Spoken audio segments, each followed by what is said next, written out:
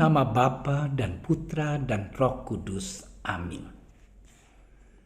Ya Allah Bapa kami bersyukur kepadamu karena Engkau selalu ada beserta kami. Engkau hadir dalam setiap firman yang kami baca dan renungkan. Kami mohon penerangan Roh Kudus-Mu agar segala perhatian dan akal budi kami terarah kepadamu lewat firman dan renungan yang akan kami dengarkan saat ini. Semoga dengan mendengarkan dan merenungkan sabdamu, kami memperoleh kekuatan untuk menghadapi hidup kami sehari-hari.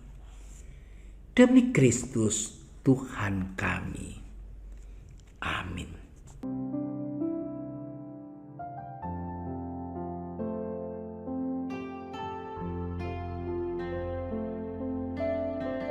Sekali peristiwa, Yesus berkeliling ke semua kota dan desa.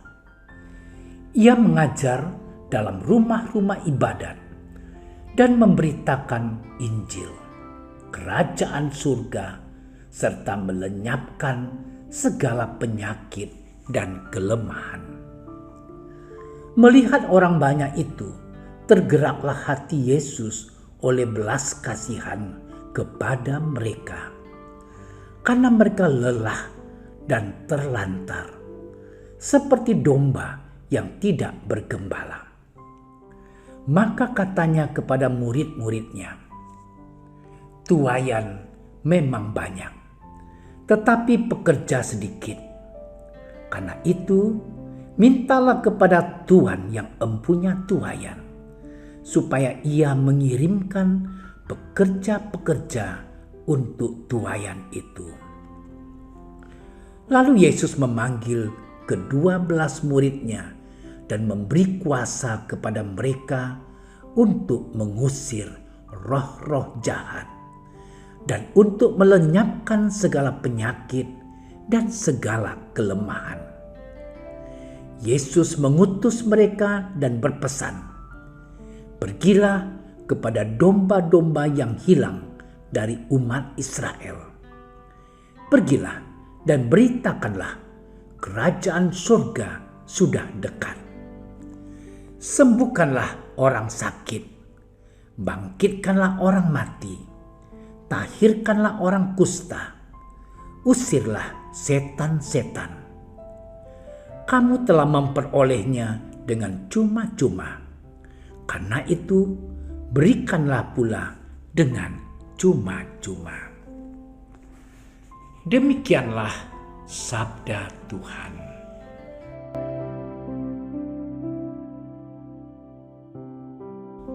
Saudara-saudari yang dicintai Tuhan, mungkin kita pernah enggan menolak permintaan seseorang kepada kita, atau seseorang yang mengharapkan pertolongan kita. Rasa enggan yang ada dalam diri kita akhirnya menggerakkan hati kita untuk bersedia membantu ataupun menolong orang tersebut. Saudara-saudari yang dikasihi Tuhan, sabda Allah hari ini diawali dengan kisah karya pelayanan Yesus. Yesus berkeliling dari kota dan desa untuk mengajar di rumah-rumah ibadat dan mewartakan Injil kerajaan surga. Yesus tidak berhenti sampai di situ saja. Yesus juga menyembuhkan dan melenyapkan segala penyakit.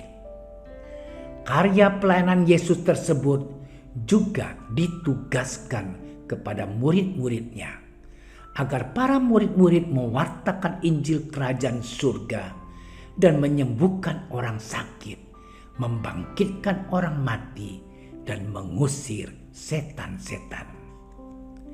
Saudara-saudariku yang terkasih, mengapa Yesus mau rela berkeliling kota dan desa dalam mewartakan Injil dan menyembuhkan banyak orang?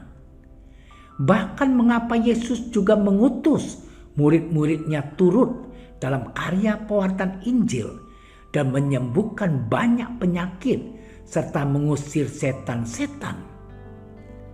Jawabannya ialah karena tergeraklah hati Yesus oleh belas kasihan.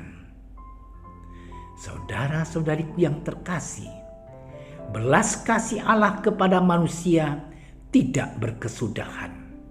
Karena itu pula Yesus berkata kepada para murid-Nya, "Tuaian memang banyak, tetapi pekerjanya sedikit. Maka mintalah kepada Tuhan yang empunya tuaian, supaya Ia mengirimkan pekerja-pekerja untuk tuaian itu." Saudara-saudariku yang dicintai Tuhan, apa yang dapat kita renungkan bersama melalui sabda Allah hari ini? Sejak semula Allah sungguh mencintai manusia, bahkan sekalipun manusia jatuh ke dalam dosa, Allah selalu menolong dan menyelamatkan manusia. Cinta Allah nyata lewat perutusan Yesus Kristus ke dunia untuk mewartakan Injil Kerajaan Surga dan keselamatan bagi banyak orang. Saudaraku yang terkasih, kita semua yang telah dibaptis meyakini bahwa Yesus Kristus adalah gembala sejati kita. Oleh karena itu, melalui sabdanya hari ini, Yesus mengutus dan menginginkan agar kita juga senantiasa berusaha hidup menurut jalan yang telah ditetapkannya dan mewartakan Injil kepada sesama kita. Mungkin kita akan bertanya dan berpikir, bagaimana cara saya mewartakan Injil Kristus? Arti mewartakan bukanlah semata-mata suatu penjabaran atau menerangkan isi kitab suci kepada orang lain, tetapi lebih pada cara hidup kita sehari-hari.